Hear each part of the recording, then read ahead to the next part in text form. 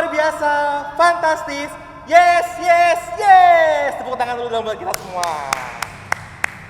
Oke, muda, pada ibadah gabungan GP bulan September ini, sebelum kita memulainya, saya ajak teman-teman muda untuk bangkit berdiri. Kita akan bernyanyi Mars Gerakan Pemuda.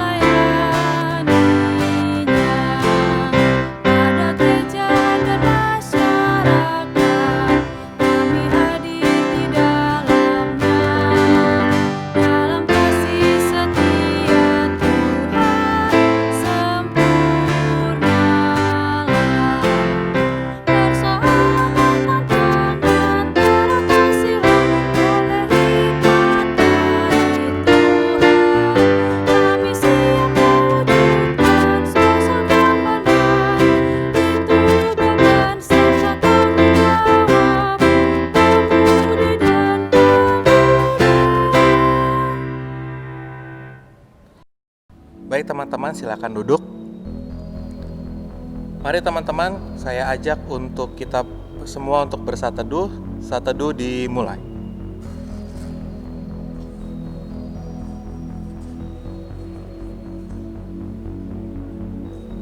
Ya Tuhan Yesus, terima kasih untuk segala penyertaan Tuhan dalam kehidupan kami para pemuda-Mu, baik dalam perkuliahan kami maupun dalam pekerjaan kami ya Bapa. Pada kesempatan ini di tempat kami masing-masing, kami semua berkumpul untuk memuji nama Tuhan. Kami semua berkumpul untuk beribadah kepada Tuhan. Kiranya Tuhan boleh memberkati ibadah kami dari awal sampai selesai nanti, agar ibadah ini boleh berkenan di hadapan Tuhan, dan Tuhan juga boleh siapkan hati dan pikiran kami, juga berikan kami hikmat Tuhan agar kami dapat mengerti apa yang Tuhan Yesus inginkan dalam kehidupan kami melalui ibadah ini. Di dalam nama Tuhan Yesus kami sudah berdoa dan mengucap syukur kepada Bapa di sorga. Haleluya, amin. Mari teman-teman muda, saya ajak untuk bangkit berdiri. Kita menyanyikan lagu dari Gita Bakti nomor 12, Masuklah Semua Menghadap Tuhan.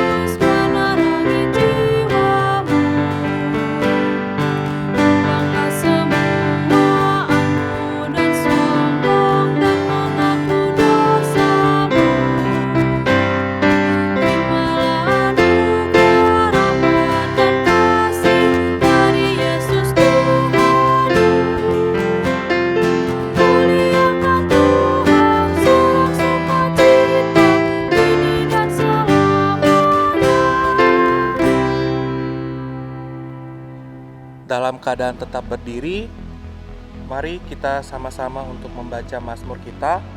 Mazmur dalam ibadah hari ini terambil dari Mazmur pasal yang ke-37, ayatnya yang ke-8 sampai yang ke-11. Mazmur pasalnya yang ke-37, ayat 8 sampai ayatnya yang ke-11. Mari kita membaca bersama-sama.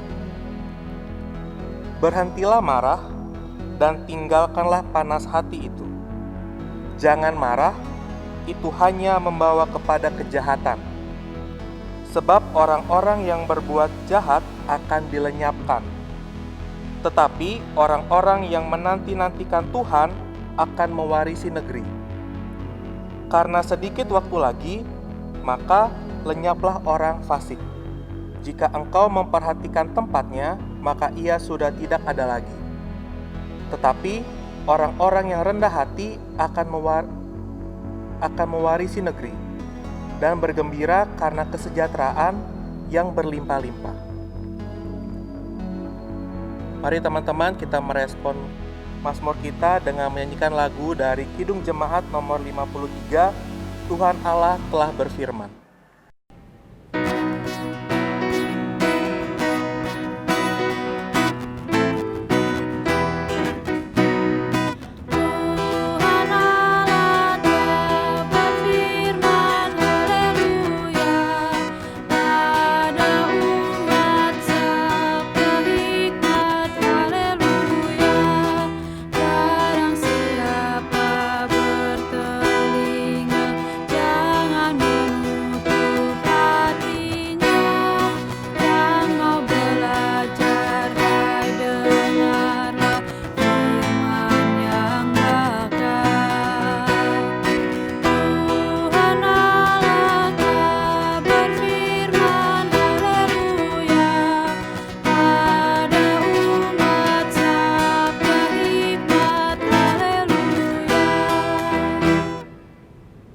Baik teman-teman, silakan duduk.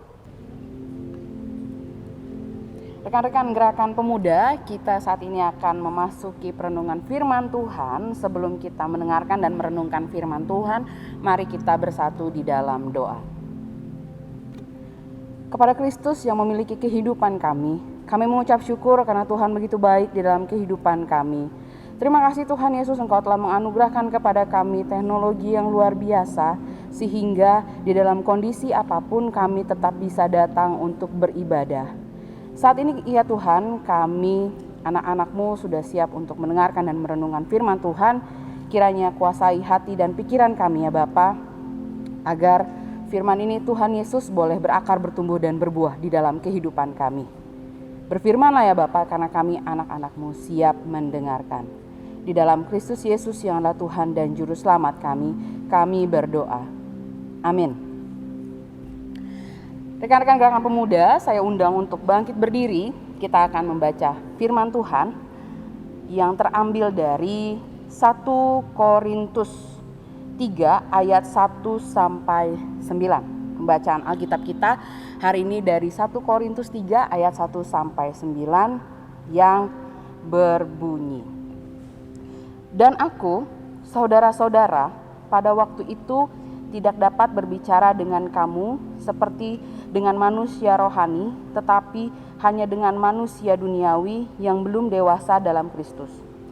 Susulah yang kuberikan kepadamu, bukanlah makanan keras, sebab kamu belum dapat menerimanya, dan sekarang pun kamu belum dapat menerimanya. Karena kamu masih manusia duniawi. Sebab jika di antara kamu ada iri hati dan perselisihan, bukankah hal itu menunjukkan bahwa kamu manusia duniawi dan bahwa kamu hidup secara manusiawi? Karena jika yang seorang berkata, "Aku dari golongan Paulus," dan yang lain berkata, "Aku dari golongan Apolos," bukankah hal itu menunjukkan bahwa kamu manusia duniawi yang bukan rohani? Jadi, apakah Apolos? Apakah Paulus? Pelayan-pelayan Tuhan yang olehnya kamu menjadi percaya, masing-masing menurut jalan yang diberikan Tuhan kepadanya. Aku menanam, Apolos menyiram, tetapi Allah yang memberi pertumbuhan. Karena itu, yang penting bukanlah yang menanam atau yang menyiram, melainkan Allah yang memberi pertumbuhan. Baik yang menanam maupun yang menyiram adalah sama, dan masing-masing akan menerima upahnya sesuai dengan pekerjaannya sendiri. Karena kami adalah kawan sekerja Allah, kamu adalah ladang Allah, bangunan Allah. Demikianlah pembacaan firman Tuhan. Terpujilah Kristus. Haleluya.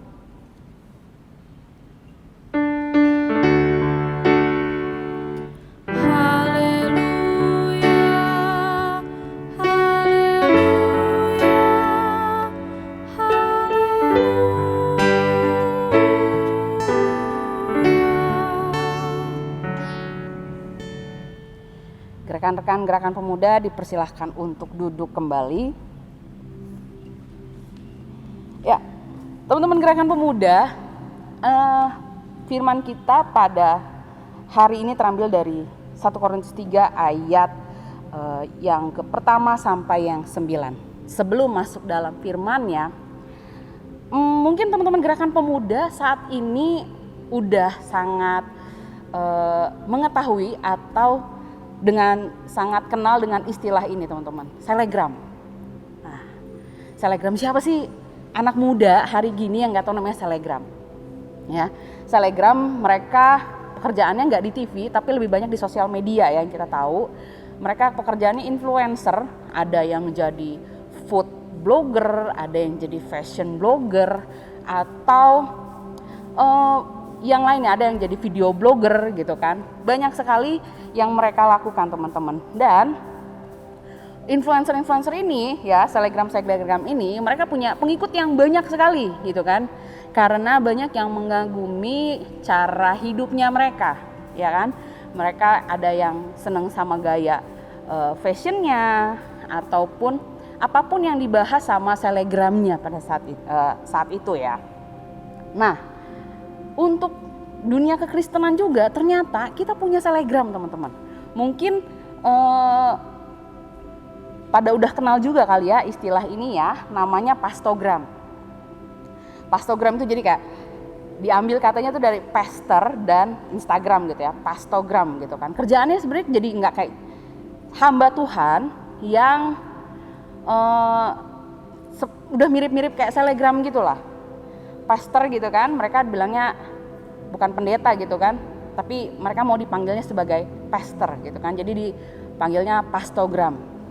Nah, pastogram ini terkenal banget juga, banyak banget followersnya di Instagram atau di YouTube atau di Facebook atau di media-media sosial yang lainnya gitu. Pengikutnya banyak gitu kan. Dan ciri khasnya pastogram ini, teman-teman, kalau teman-teman perhatikan gitu ya, yang pertama itu adalah mereka itu pengajarannya asik ya. Anak-anak muda kenapa seneng banget, sering banget follow akun-akun pastogram ini, karena mereka melihat bahwa pengajarannya asik banget. Iya kak, itu pengajarannya anak muda banget, kekinian banget. Terus sosial media mereka nih yang saya perhatikan gitu ya, sosial media mereka itu sangat menarik. Sangat menarik karena apa? Didesain dengan sebegitu kekiniannya gitu loh, ya kan? Mungkin kalau anak desain tahu tuh dengan tem-temnya gitu kan, kalau warna kuning-kuning semua gitu kan. Pokoknya Instagramnya rapi. Dengan gaya nih, ini pembicaranya. Terus di sini nanti ada quotes-quotesnya nih. Quotes-quotes yang apa dibilang namanya? Quote-quote yang kekinian tapi menggugah. Anak muda banget. Sehingga banyak anak muda yang akhirnya mengidolakan para pastogram ini. Kak, kalau dia lagi bawain tuh kayaknya gaul banget kak, keren banget. Bawa firman aja tinggal pakai jeans sama kaos gitu. Keren banget gak sih? Nah, anak muda sekarang kayaknya demen sama yang kayak gitu ya. Seneng banget sama, gak salah sih ya, itu reference lah ya. Itu bagaimana kita suka sama orang. Tapi akhirnya pertanyaannya adalah, ketika anak-anak muda ini mengikuti para pastogram ini, yang mereka ikuti sebenarnya apa? Apakah firmannya ataukah orangnya? Sehingga saya ngefans sama orang A, saya ngefans sama orang B. Rekan-rekan gerakan pemuda, kita masuk ke firman hari ini juga yang disoroti oleh Paulus pada saat itu. Mari kita mundur sejenak ke pasal yang pertama. Teman-teman kalau misalnya sebelum baca ayat yang ketiga, saya sarankan teman-teman bisa baca dari ayatnya yang pertama. Karena ini sangat penting sekali. Ini adalah latar belakangnya pada saat itu kenapa Paulus menegur jemaat di Korintus, teman-teman. Nah, pembacaan pasal 3 yang kita baca ini sudah sempat disinggung di pasal pertama.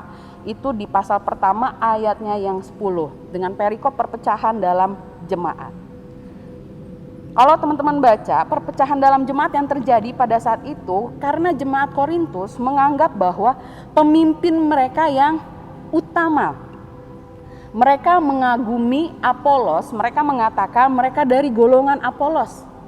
Mereka yang mengagumi Paulus, mereka mengatakan dari golongan Paulus. Mereka yang mengagumi Kefas, mereka mengatakan dari kelompok Kefas. Nah, ini yang dikritisi oleh Paulus, di sini yang salah gitu loh. Akhirnya apa? Karena ada golongan-golongan tersebut sehingga terjadi perpecahan di dalam jemaat Korintus. Karena apa? Mereka merasa bahwa Paulus lebih keren loh.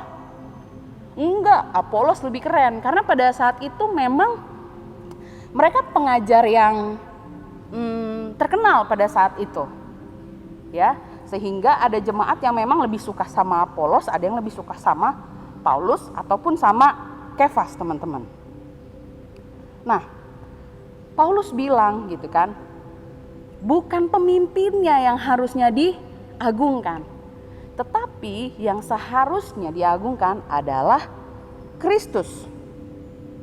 Kalau teman-teman baca sampai ke bawah di ayat yang ke-13, masih di pasal pertama ayat yang ke-13, adakah Kristus terbagi-bagi? Nih, adakah Paulus disalibkan karena kamu? Di sini bacanya teman-teman, emangnya Paulus yang mati disalibkan? Ya. Kemudian Paulus juga bilang, adakah kamu dibaptis dalam nama Paulus? Di sini Paulus bilang, umat Kristen emang dibaptis atas nama Paulus? Enggak kan? Kita semua itu percaya bahwa Kristus yang mati buat kita dan kita dibaptiskan atas nama Kristus. Jadi seharusnya yang diagungkan itu adalah Kristus, bukannya pemimpinnya, bukannya Apolos, bukannya Paulus, teman-teman. Nah, kalau teman-teman baca lagi, Paulus langsung masuk kepada hikmat Allah dan hikmat manusia.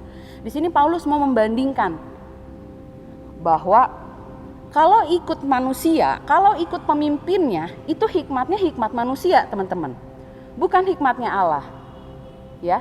Karena yang kita ikutin orangnya. Seharusnya yang menjadi fokus kita adalah bagaimana kita mencari hikmat Allah.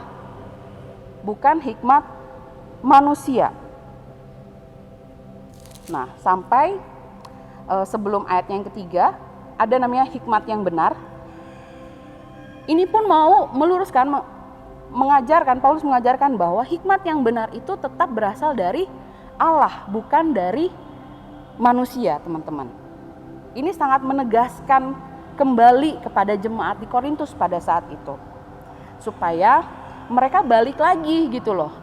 Jangan ngikutin manusia, yang manusia ini cuma adanya tuh hikmat manusia gitu loh. Harus balik kepada hikmat yang benar, yaitu firman Tuhan kepada Kristus. Karena hikmat manusia ini bukanlah apa-apa, teman-teman.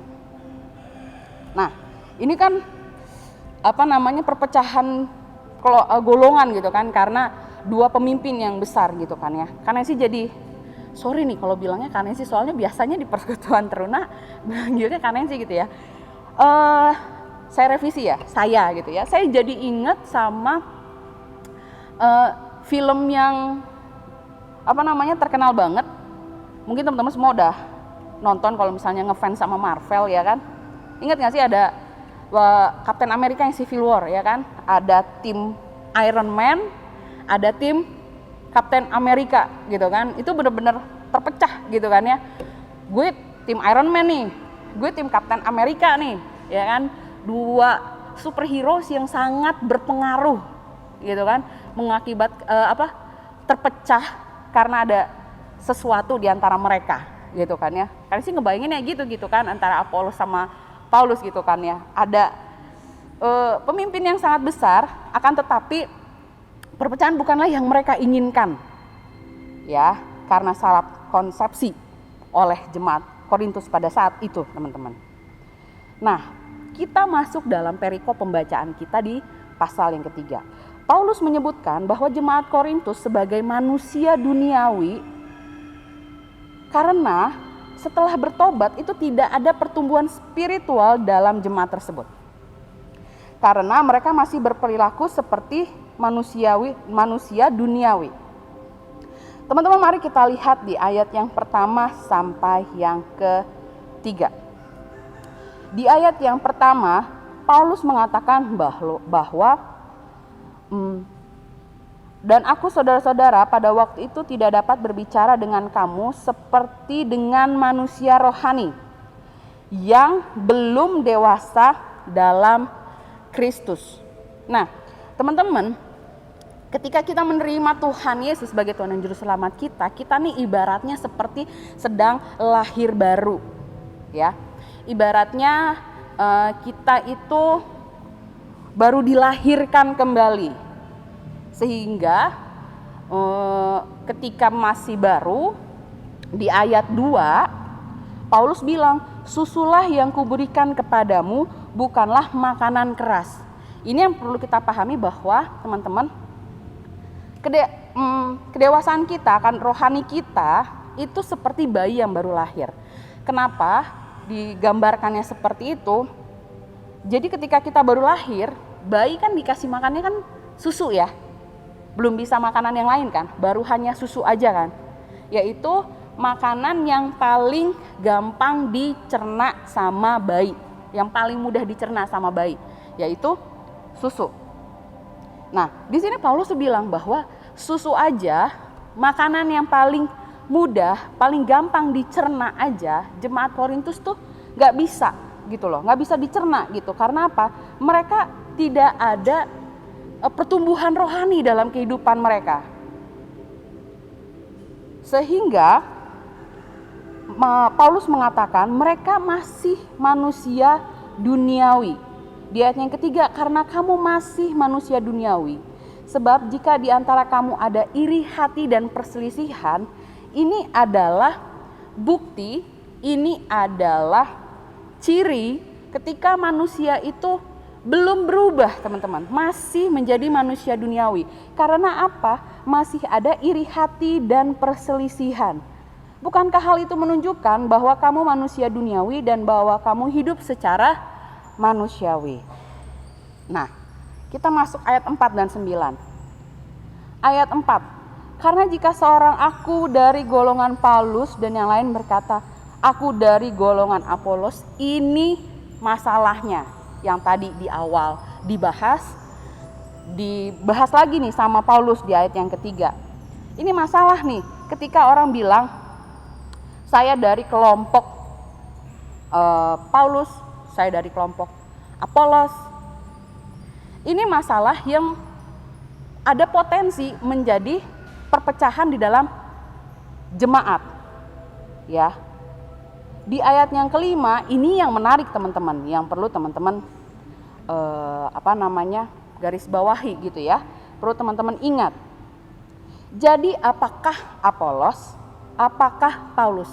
Perhatikan kata apakah, teman-teman. Yang dipakai sama Paulus itu adalah kata apakah, bukan siapakah Apolos, siapakah Paulus.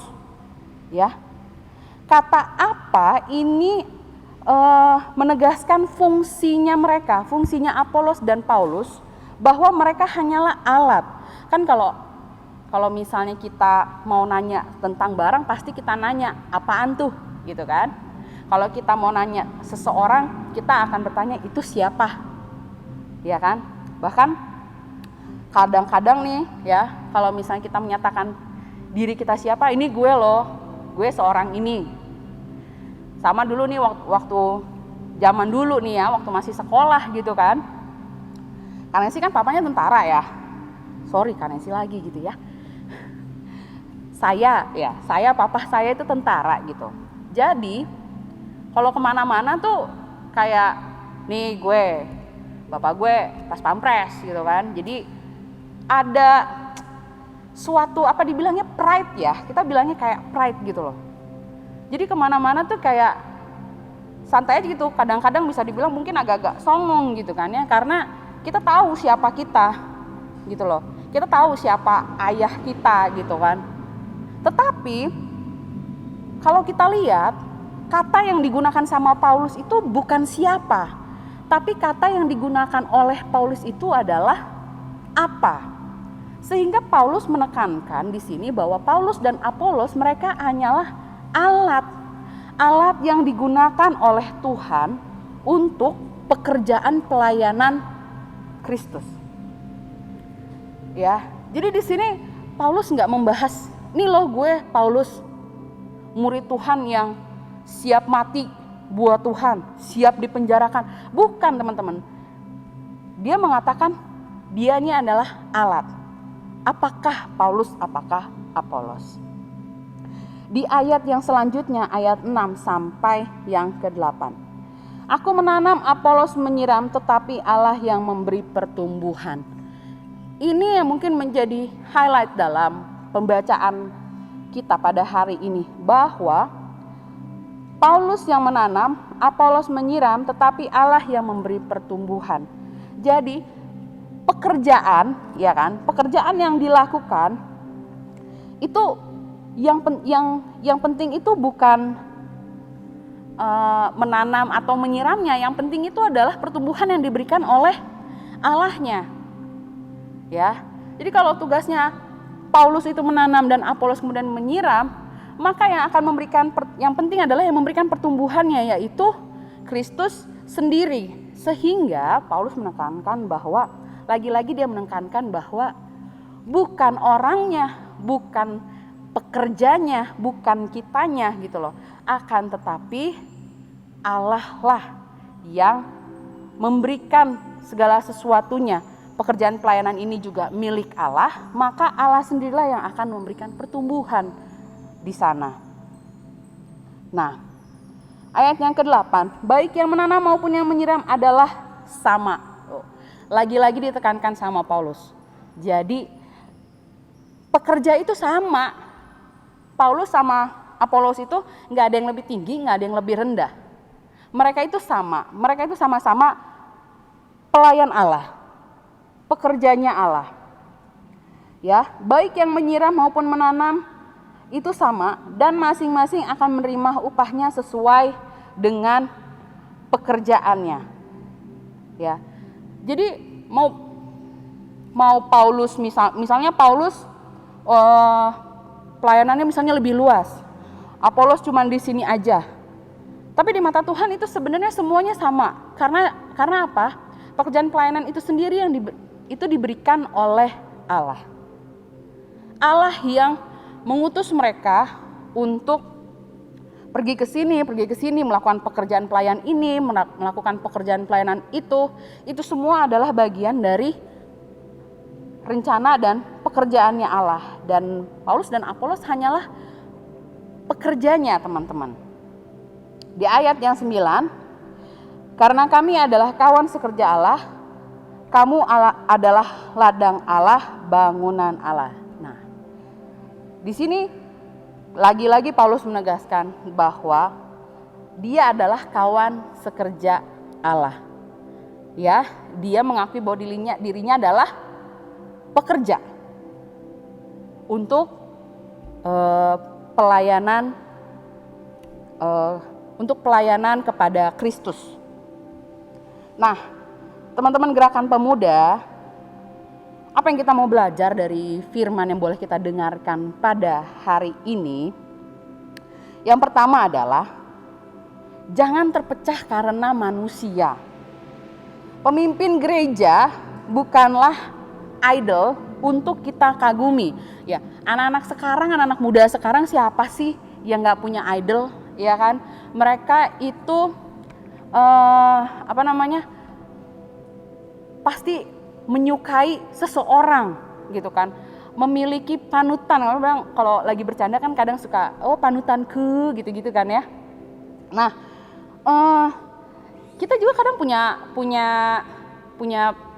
idol gitu kan, yang mungkin ya itu pekerjaannya mereka gitu kan. Kalau yang sekarang kan yang lagi hits banget itu kan ada kayak BTS gitu kan, anak-anak muda sekarang siapa sih yang nggak kenal Blackpink gitu kan. Itu idol gitu kan, kayak banyak yang memuja-muja mereka, ya kan.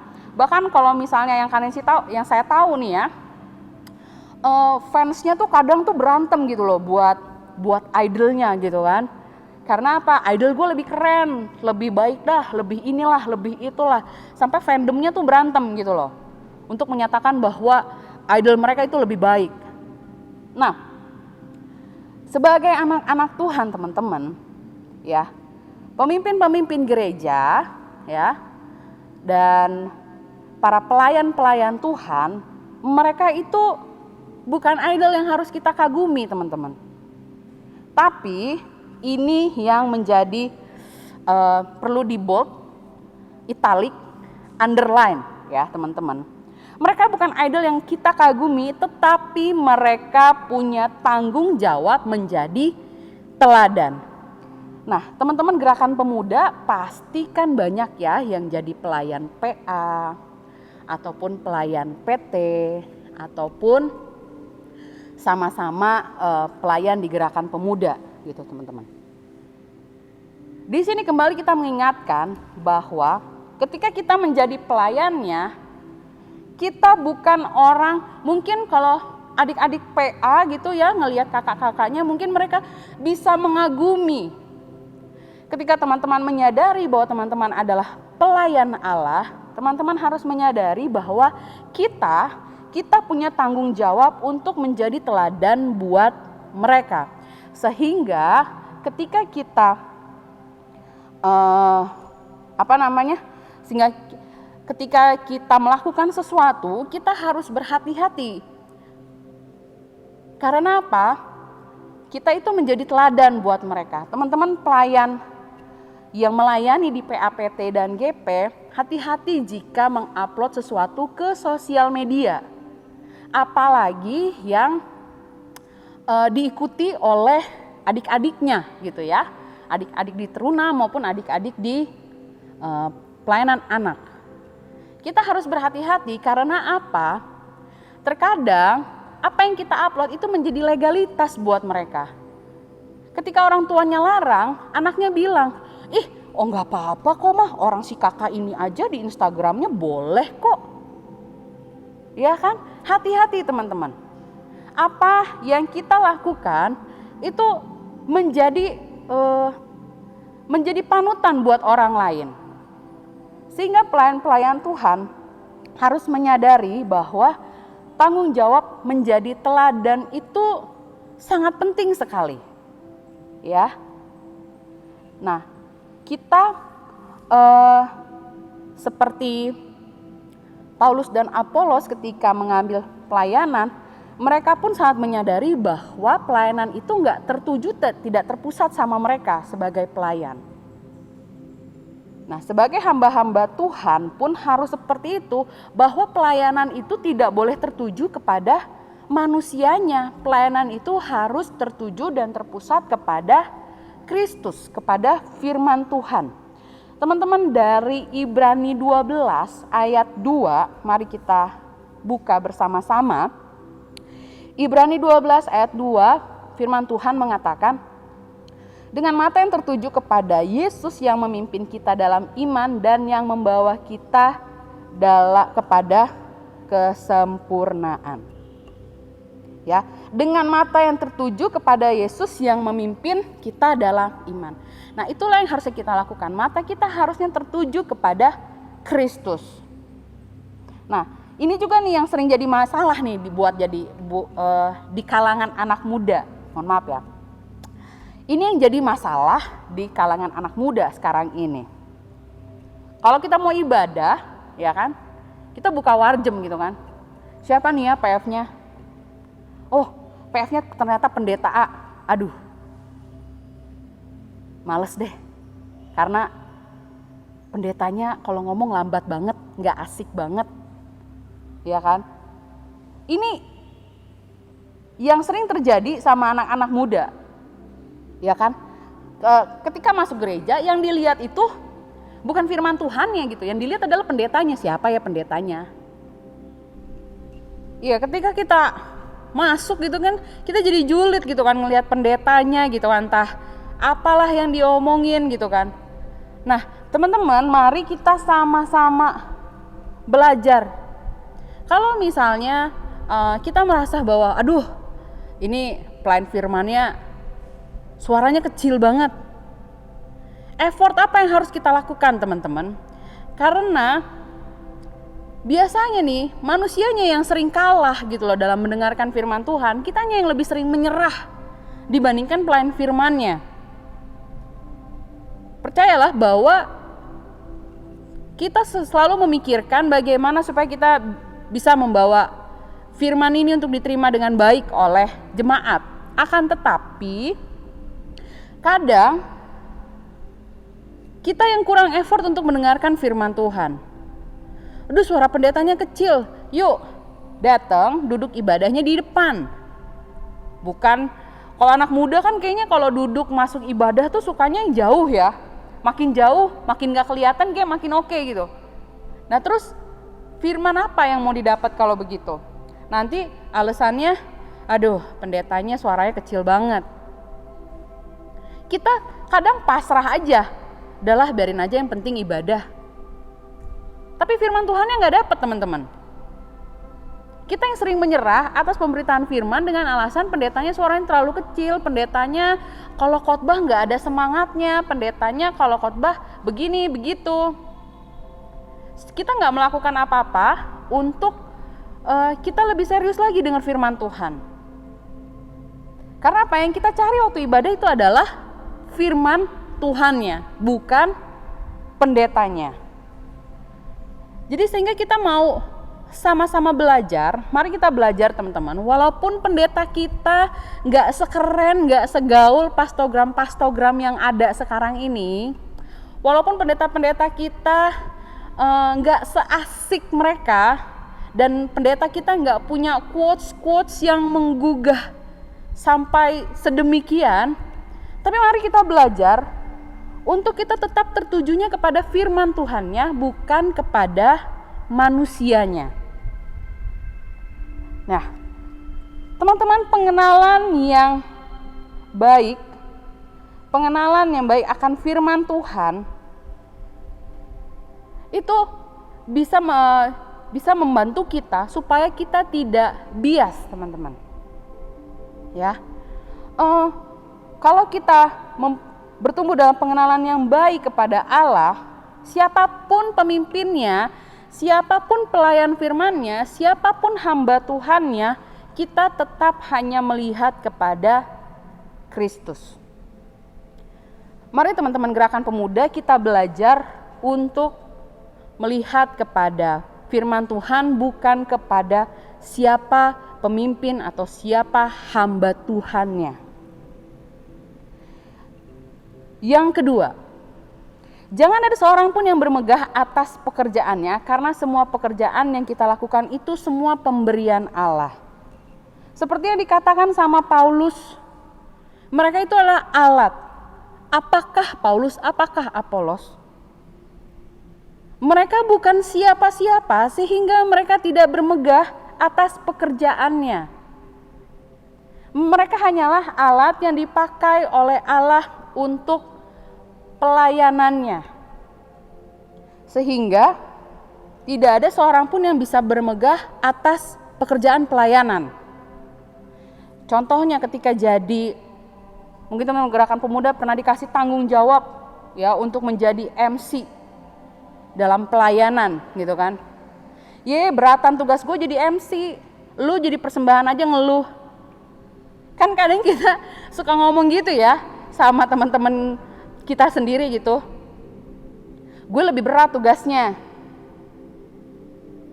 Jangan kita menganggap juga pekerjaan yang lain itu lebih rendah dibandingkan pekerjaan kita. Gue lebih susah karena gue jadi MC. Enggak, gue lebih susah. Gue soalnya pemusik. Gimana gue harus bermusik sedangkan suara lu fales banget. Waduh, jadi berantem deh itu kan gara-gara gitu kan. Nah, teman-teman, apapun pekerjaan yang kita lakukan dalam pelayanan, ya, itu semua adalah bagian dalam pekerjaannya Tuhan. Jadi nggak ada yang lebih tinggi, nggak ada yang lebih berat. Kalau di firman Tuhan bilang gini di ayat yang ke-8, baik yang menanam maupun yang menyiram adalah sama.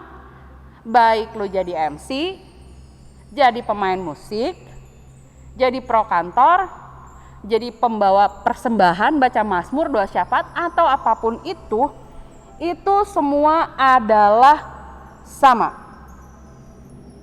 Ya. Jadi dalam melakukan pekerjaan Tuhan, ketika kita mengambil pelayanan di situ, nggak ada tuh yang namanya pekerjaan yang biasa-biasa aja. Sehingga ketika kita pelayanan, kita datangnya ngaret. Sehingga ketika kita pelayanan, kita bisa seenak-enaknya kita aja. Enggak, teman-teman. Ya. Makanya kalau misalnya kayak persiapan, semua orang itu harus datang. Mau tugas pelayanannya apa, itu tetap harus datang. Karena apa? Semua porsinya buat di mata Tuhan itu sama. Ketika kita mengambil pelayanan dalam pekerjaan Allah, apapun tugas yang diberikan kepada kita, kita tidak boleh sombong akan hal itu, dan kita tidak boleh juga menganggap bahwa pekerjaan yang satu dengan yang lainnya itu berbeda. Semua itu sama sesuai dengan fungsinya masing-masing. Jadi jangan ada juga yang rendah diri gitu kan, karena gue kan cuman jadi ini doang, nggak kelihatan, gue cuman yang behind the scene doang. Tapi itu adalah bagian dari pekerjaan pelayanan yang dibangun bersama-sama. Nggak ada yang melayani ini memang bisa jalan. Ya mungkin memang bisa jalan, tapi apakah bisa berjalan dengan baik? Karena yang satu harus double pekerjaan dengan yang lainnya, yang satu harus jadi ini dan ini. Tetapi ketika pekerjaan pelayanan itu dilakukan bersama-sama, pekerjaan pelayanan itu akan terasa ringan, dan juga percaya teman-teman itu semua sama di matanya Tuhan. Jadi nggak boleh ada satupun yang menyombongkan pekerjaannya karena dia lebih baik dibandingkan yang lainnya. Nah, teman-teman, kalau kita baca masih di ayat 8, kata yang selanjutnya adalah dan masing-masing kita menerima upahnya sesuai dengan pekerjaannya sendiri. Dalam Tuhan memberikan upahnya masing-masing. Nah, ini yang jangan sampai disalahartikan oleh anak-anak muda. Anak-anak muda nih kadang-kadang nih suka ini juga ya, hitung-hitungan sama Tuhan. Oke Tuhan, hari ini gue pelayanan, tapi tolong ya, gue pengen punya pacar. Jadi demi sesuatu, melakukan sesuatu gitu kan. Bukan upah seperti itu teman-teman yang dimaksudkan oleh Tuhan. Oke, gue jadi MC. Tuhan tolong ya supaya ujian gue bisa dapat nilai bagus. Tapi gak belajar, itu kan aneh. Ya kan, yang salah siapa? Kadang-kadang kita suka melakukan seperti itu. Jadi seperti transaksi gitu kan sama Tuhan. Kadang ada yang nanya juga gini, gue udah pelayanan tapi kenapa hidup gue masih banyak pergumulan ya? Gue udah rajin pelayanan, tapi kenapa masih gini-gini aja ya? Upah yang kita terima itu bukan seperti yang kita pikirkan begitu teman-teman.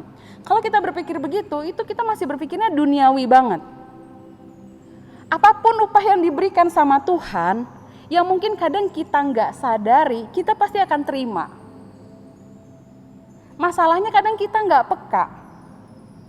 Kita merasa bahwa kok kayaknya kita gini-gini aja, belum tentu loh di mata orang lain kalian begitu-begitu aja.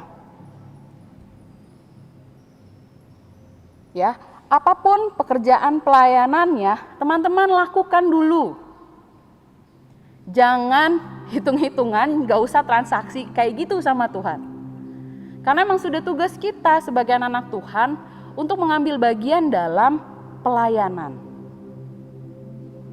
Sehingga kalau misalnya udah ngomongin upah, gak usah kita bahas lagi soal itu. Kita lakukan dulu tugas tanggung jawab kita sebagai anak-anak Tuhan, melayani Dia. Apapun yang Tuhan berikan, yang kita rasakan atau tidak, percayalah bahwa upahnya itu setimpal dengan apa yang kita lakukan. Jadi jangan ditunggu-tunggu gitu kan ya. Mana nih upah gue nih, kok belum ada ya gitu. Mana nih, kan gue udah pelayanan nih Tuhan. Jangan seperti itu teman-teman. Kita belajar untuk menerima apapun yang Tuhan berikan buat kita.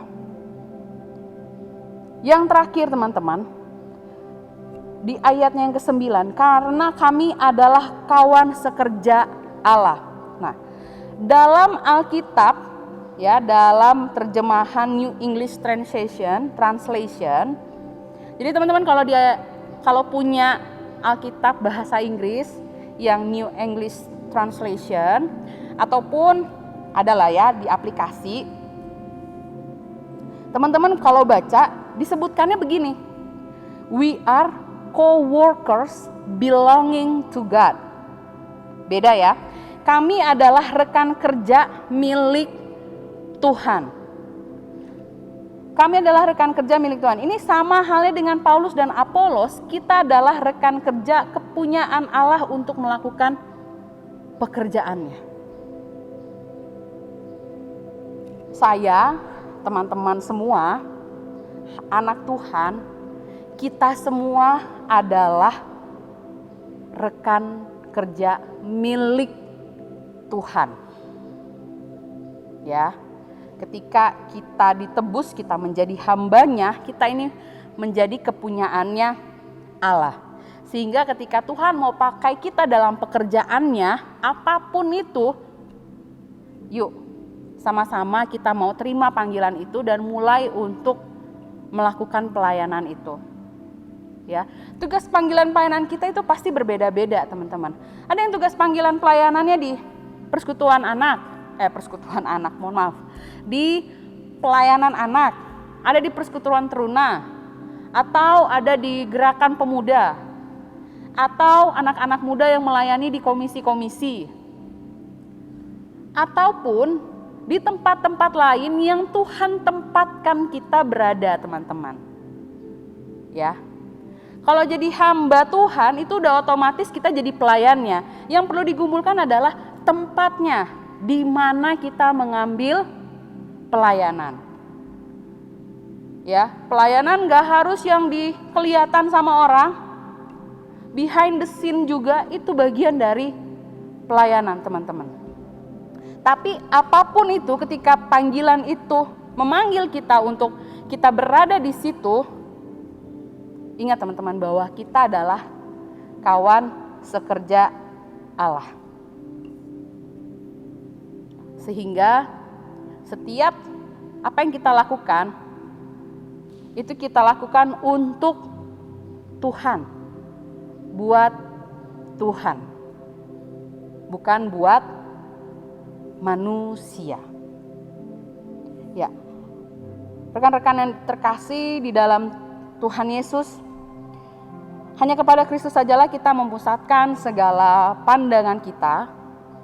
Janganlah kita bergantung pada hikmat manusia, tetapi kepada kekuatan Allah.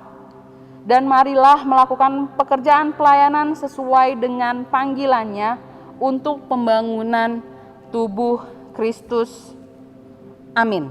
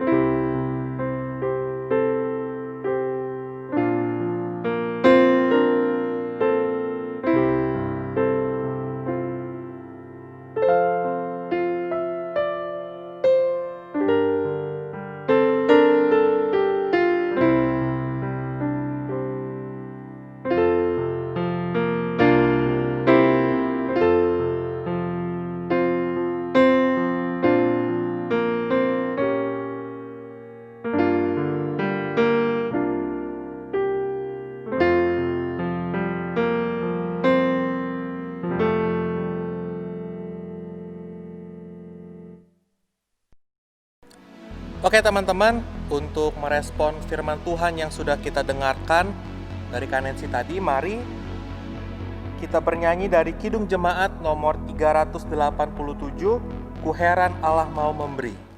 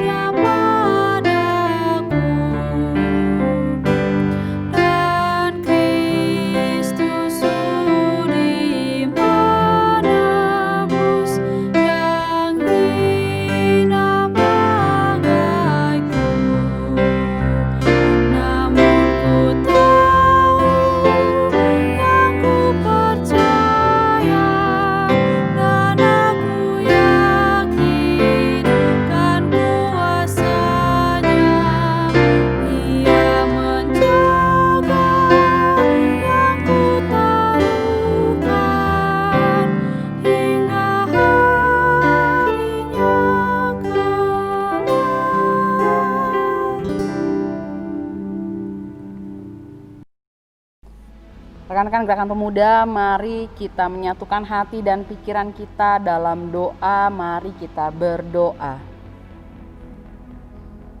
Kembali lagi Tuhan Yesus, kami kembali untuk mengangkat setiap doa-doa kami dalam doa syafaat ini Tuhan. Kami mau membawa seluruh pokok doa ini ke dalam tangan pengasihan Tuhan. Bapa yang baik, dalam rangkaian doa syafaat ini Tuhan, kami mau berdoa Tuhan untuk teman-teman kami, pemuda-pemudi kami yang saat ini masih duduk dalam bangku sekolah ya Tuhan. Kiranya Tuhan Yesus Engkau yang boleh menolong mereka dalam sekolah mereka ya Tuhan. Berikan mereka roh yang bertanggung jawab ya Bapa, untuk mereka tetap terus bersekolah. Walaupun Tuhan Yesus kami mengetahui kondisi yang saat ini ya Bapa membuat mereka menjadi lengah, menjadi malas. Tapi jauhkanlah mereka Tuhan akan hal-hal itu ya Bapa. Tapi biarlah mereka tetap terus bertanggung jawab atas sekolah mereka, atas pendidikan mereka. Berikan mereka roh untuk lebih rajin lagi ya Tuhan Yesus di dalam mereka menempuh bangku sekolah mereka ya Bapa. Tuhan yang menolong sekolah mereka dimanapun mereka berada. Kami juga membawa rekan-rekan kami yang duduk di bangku kuliahnya ya Tuhan Yesus. Kiranya Tuhan Kau yang memberkati mereka Tuhan Yesus untuk studinya ya Bapa. Untuk masa depan mereka ya Tuhan Yesus, biarlah mereka juga menjadi anak-anak yang bertanggung jawab di dalam pendidikan mereka untuk orang tua dan untuk bangsa dan negara ini ya Bapa. Bapa yang baik, kami juga ingin membawa orang tua kami dalam doa ini ya Tuhan Yesus. Kiranya ya Bapa, Kau yang boleh menolong orang tua kami Tuhan dimanapun mereka berada. Berikan mereka kesehatan Tuhan Yesus agar mereka tetap terus dapat beraktivitas dalam pekerjaannya, dalam pelayanannya, dimanapun Tuhan tempatkan mereka berada. Tuhan yang menolong mereka ya Tuhan. Biarlah Tuhan Yesus, orang tua kami juga bisa menjadi teladan dalam kehidupan keluarga di rumah kami ya Tuhan. Tuhan menolong mereka, jauhkan mereka dari mara bahaya, jauhkan mereka dari sakit penyakit. Kami membawa orang tua kami ke dalam tangan pengasihan Tuhan Yesus untuk Tuhan tolong dan jaga senantiasa. Tuhan Yesus yang baik, kami juga berdoa Tuhan untuk gereja kami GPIB Zebaot Bogor. Kiranya Tuhan yang menolong gereja kami Tuhan di tengah-tengah pandemi ini. Kiranya gereja kami boleh menjadi berkat untuk sekelilingnya ya Bapa.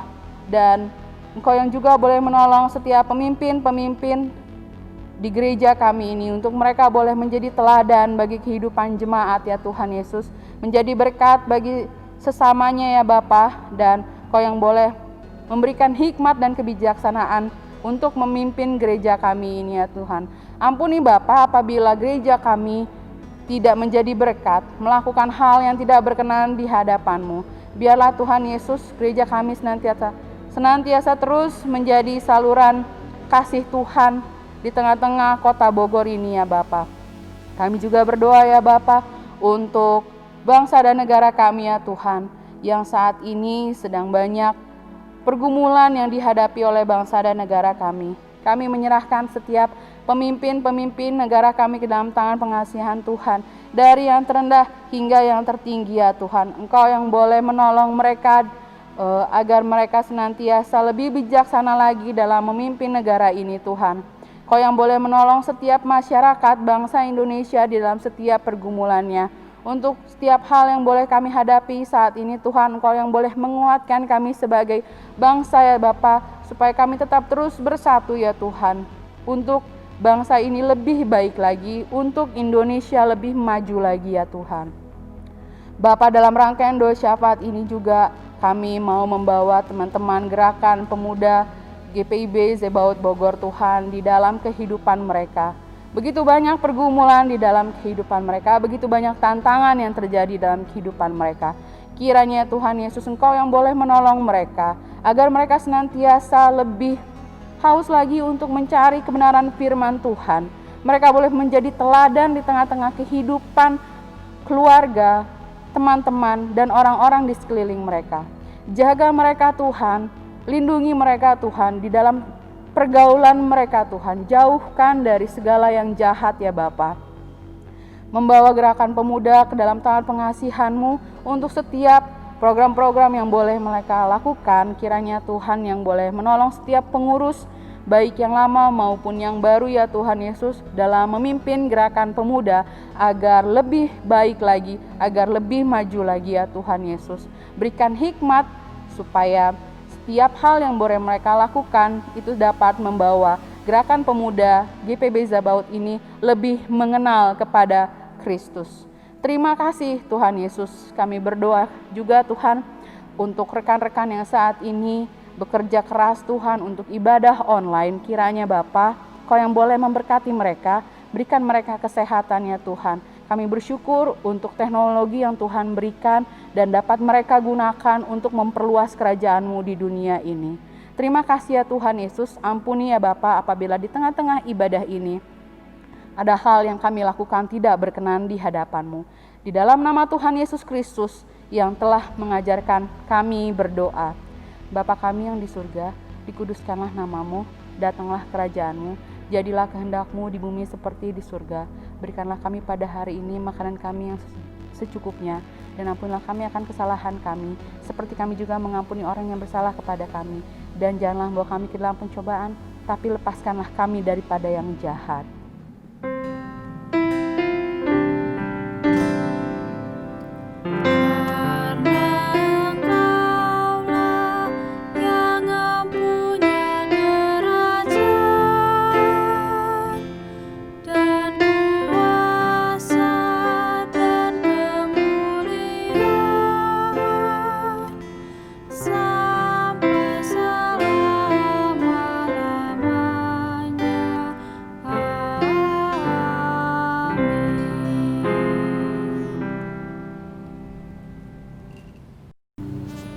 Mari teman-teman, aku ajak untuk kita semua memberikan persembahan kita kepada Tuhan sambil menyanyikan lagu dari PKJ nomor 264 yang berjudul Apalah Arti Ibadahmu. Apalah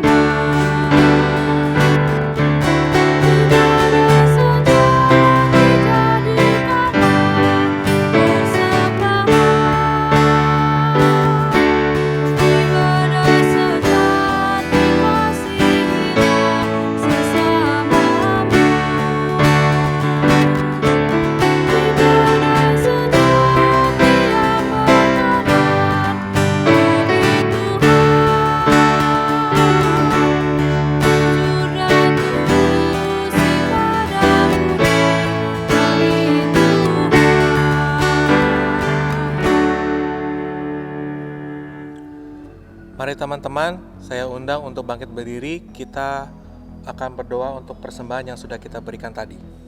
Mari kita bersatu dalam doa. Terima kasih Tuhan Yesus untuk segala berkat yang boleh kami terima dalam kehidupan kami. Dalam ibadah kami ini, kami sudah memberikan persembahan kami kepadamu ya Tuhan. Kiranya Engkau boleh memberkati setiap tangan-tangan yang akan mengelola uang persembahan yang boleh kami berikan tadi, agar persembahan yang kami berikan hanya untuk memuliakan dan memuji nama Tuhan saja. Dalam nama Tuhan Yesus kami sudah berdoa dan mengucap syukur kepada Bapa di sorga. Haleluya, amin. Teman-teman dipersilakan untuk duduk kembali. Baik teman-teman, kita sudah ada di akhir ibadah kita. Tapi sebelumnya mari kita sama-sama bangkit berdiri. Kita menyanyikan lagu dari Gita Bakti nomor 251 yang berjudul Sia Hamba.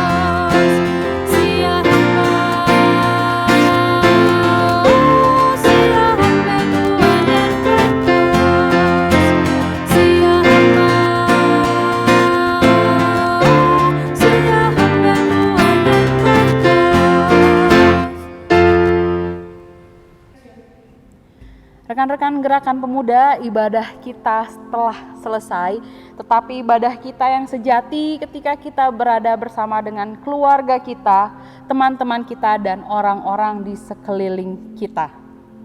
Pulanglah dan menjadi terang di tengah-tengah dunia ini, dan jadilah pelaku firman Tuhan dalam tugas dan pelayanan kita. Mari kita berdoa. Ya Tuhan, terima kasih kalau Tuhan telah menganugerahkan kepada kami ibadah gabungan gerakan pemuda pada saat ini.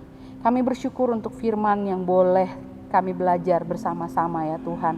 Jika kami berada di luar nanti Tuhan Yesus, kiranya Tuhan yang boleh pakai kami sebagai alat Tuhan. Kami mau jadi teladan ya Tuhan Yesus.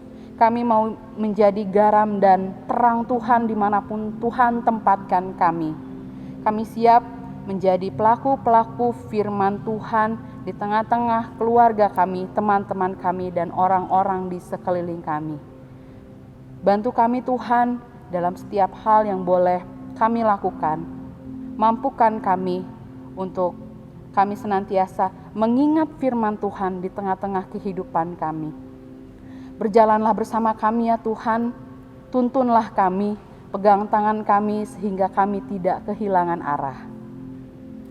Kiranya kasih, karunia, dan damai sejahtera dari Allah Bapa senantiasa menyertai seluruh kehidupan kita semua, mulai saat ini sampai selama-lamanya.